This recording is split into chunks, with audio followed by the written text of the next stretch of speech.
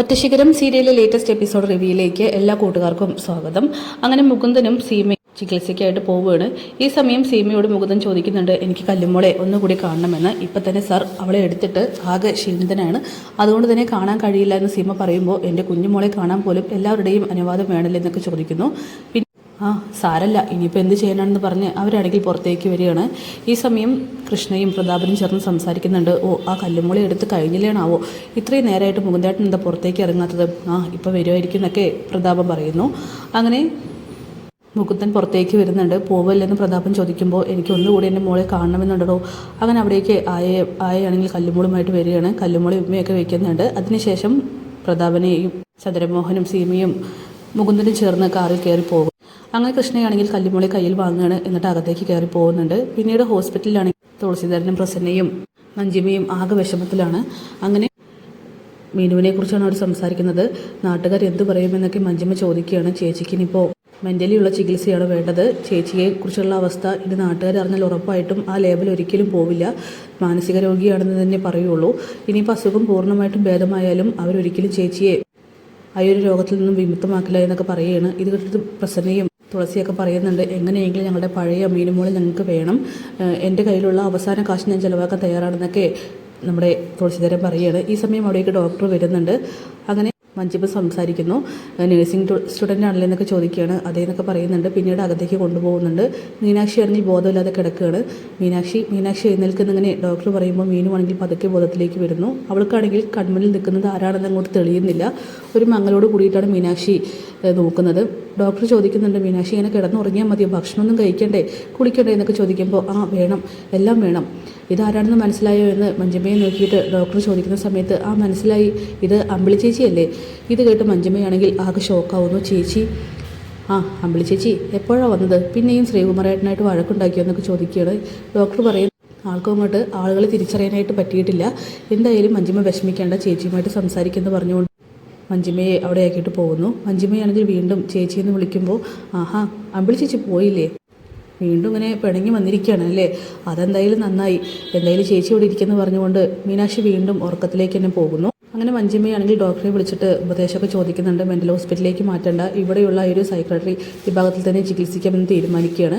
മഞ്ജിമ നമ്മുടെ തുളസീധരനോടും പ്രസന്നയോടും പറയുന്നുണ്ട്, ഇനി ചേച്ചിയെ മെൻ്റൽ ഹോസ്പിറ്റലിലേക്ക് മാറ്റേണ്ട, അവിടെ പോയിട്ടുണ്ടെങ്കിൽ ഉറപ്പായിട്ടും ആളുകൾ അറിയും, പിന്നെ അത് അതിനു വേണ്ടിയിട്ടുള്ള ഹോസ്പിറ്റലാണല്ലോ ഇതെന്ന് പറയുമ്പോൾ എല്ലാ രോഗികളും വരും, ചികിത്സയ്ക്കും പ്രത്യേക ഒരു വിഭാഗമുണ്ടെന്ന് മാത്രമേ ഉള്ളൂ, അതുകൊണ്ട് നമുക്ക് ചേച്ചിയെ സൈക്കോളജി വിഭാഗത്തിലേക്ക് മാറ്റാമെന്നൊക്കെ പറയുമ്പോൾ തുളസി പറയുന്നുണ്ട്, എങ്ങനെയെങ്കിലും എൻ്റെ മീനാക്ഷി മോളെ തിരിച്ചു കിട്ടിയാൽ മതി, അവളെ ഈ അവസ്ഥയിൽ കാണാനായിട്ട് വയ്യ, അവൾ ഇവിടെ തന്നെ ചികിത്സിക്കാൻ, നമുക്ക് അവളുടെ ഭാവി കൂടി ആലോചിക്കട്ടെ എന്നൊക്കെ പറയുകയാണ്.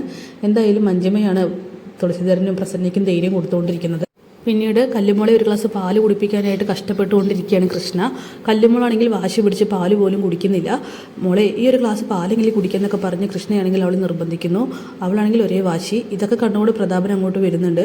എന്താ കൃഷ്ണയെ, കല്ലുമോള് പാലൊന്നും പോലും കുടിക്കുന്നില്ലേ? ഇല്ല പ്രതാപേട്ട, എന്ത് ചെയ്യാനാണ്, ഇതിപ്പോൾ നല്ല കോലമായി, നമ്മളിനിപ്പോൾ ഈ കുഞ്ഞിനെ എങ്ങനെ നോക്കാനാണ്, കഴിക്കാതിരുന്ന മുകുന്ദേട്ടൻ നമ്മളെക്കുറിച്ച് എന്താ വിചാരിക്കുക, ഇതിനെ പൊന്നുപോലെ നോക്കാമെന്ന് കരുതിയിട്ടില്ലേ നമ്മൾ അവരുടെ അടുത്ത് വാങ്ങിയെന്നൊക്കെ ചോദിക്കുമ്പോൾ കൃഷ്ണ പറയുന്നുണ്ട്, ചില കുട്ടികളെ വാശി പിടിച്ചാലും വിശന്ന എന്തെങ്കിലും കഴിക്കുമായിരുന്നു, പക്ഷേ ഇതൊട്ടും കഴിക്കുന്നില്ലെന്നൊക്കെ പറഞ്ഞ് ആകെ നിരാശപ്പെടുകയാണ്. ഈ സമയം പ്രതാപൻ പറയുന്നുണ്ട്, ആയയെ തിരിച്ചു വിളിച്ചാലോ, എത്ര ദിവസം നിൽക്കും, എല്ലാവരും കുറച്ച് കഴിഞ്ഞാൽ പോവുകയാണ് എന്നൊക്കെ കൃഷ്ണ പറയുന്നു. എങ്കിലേ നീ ഒരു കാര്യം ചെയ്യും, നിൻ്റെ ഒരു ഫ്രണ്ട് ഉണ്ടല്ലോ, പഴയ ഫ്രണ്ട് ജയദീപ, അവളെ ഒന്ന് പോയി കണ്ടാലോ. എനിക്ക് ഒരു ഐഡിയ ഉണ്ട്, അവൾ പഴയ നഴ്സറി ടീച്ചറൊക്കെ ആയിരുന്നല്ലോ, ആ ജോലി ഇപ്പോഴും ഉണ്ടോ എന്നിങ്ങനെ പ്രതാപൻ ചോദിക്കുമ്പോൾ അത് താൽക്കാലികമായിട്ടുള്ള ജോലിയായിരുന്നു, അവൾക്കിപ്പോൾ 2 മക്കളുണ്ട്, ഭർത്താവില്ല, അതാവുമ്പോൾ കല്ലുമോളെ നോക്കാൻ വന്ന അവൾക്ക് ജോലിയായി, കുടുംബം കഴിഞ്ഞു പോകാനുള്ള വകയുമായി, മുകുന്ദേട്ടൻ അയച്ചു തരുന്ന പൈസ അങ്ങോട്ട് കൊടുത്താൽ മതിയല്ലോ എന്നൊക്കെ കൃഷ്ണ പറയുന്നു. ഇതോട് പ്രതാപൻ ചോദിക്കുന്നുണ്ട്, അല്ല അത് പ്രശ്നമാവോ, എന്തെന്ന് വെച്ചാൽ മുകുന്ദേട്ടനോട് നമ്മൾ ഈ കുഞ്ഞിനെ നോക്കാമെന്ന് പറഞ്ഞ് വാങ്ങിയതല്ലേ, നമ്മൾ കൈയൊഴിഞ്ഞെന്നല്ലേ പറയുള്ളൂ, അങ്ങനെയൊന്നുമില്ല, അതാകുമ്പോൾ കുഞ്ഞുങ്ങളോടൊപ്പം, അതായത് കല്ലുമോളുടെ പ്രായമുള്ള കുഞ്ഞാണല്ലോ ജയദീപയുടേതും, അപ്പോൾ അവരോടൊപ്പം ഇരുന്ന് കളിച്ച് ഭക്ഷണമൊക്കെ കഴിച്ചോളുമെന്നിങ്ങനെ പ്രതാപനോട് കൃഷ്ണ പറയുന്നു. എന്തായാലും നീ ആദ്യം ചെന്ന് ജയദേവിയോട് കാര്യം ചോദിക്കുക, അവൾക്ക് തയ്യാറാണോ കുഞ്ഞിനെ നോക്കാനെന്നൊക്കെ, എന്നിട്ട് മതി പ്ലാനിങ് എന്നൊക്കെ പറയുകയാണ്. അങ്ങനെ കൃഷ്ണയെ അവിടേക്ക് പോകാനായിട്ട് ആവശ്യപ്പെടുന്നു. വീണ്ടും കൃഷ്ണ കല്ലുമോളുടെ അടുത്തേക്ക് തന്നെ പോവുകയാണ്. പിറ്റേ ദിവസം തന്നെ കൃഷ്ണ ജയദീപയുടെ വീട്ടിലേക്ക് പോകുന്നുണ്ട്. അവരാണെങ്കിൽ ഇങ്ങോട്ട് പോയിട്ട് തിരിച്ചു വരികയാണ്. ആഹാ, ഇതാരാണ്? കൃഷ്ണയോ?